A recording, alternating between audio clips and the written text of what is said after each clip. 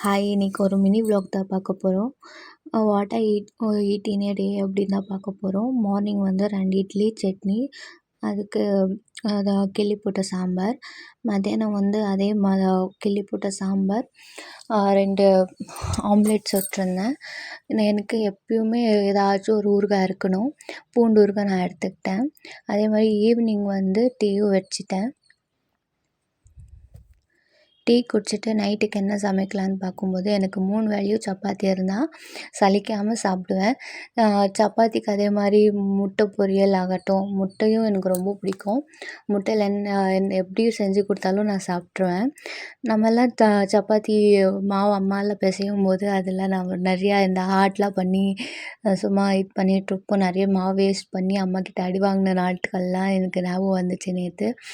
அதே மாதிரி சப்பாத்தி இப்போல்லாம் எப்படின்னா, சப்பாத்தி மாவை எப்படிடா மிச்சம் வைக்காமல் க்ளீனாக எல்லாமே நிறைய ஒருத்தவங்களுக்கு இவ்வளோ இவ்வளோ சப்பாத்தி அப்படின்னு சொல்லிட்டு மாவை ஃபுல்லாக சப்பாத்திக்கே காலி பண்ணிவிட்டு அதை வேஸ்ட் பண்ணாமல் எடுத்து வைக்கிற காலம் அது நானான்ட்டு நம்ப முடியல.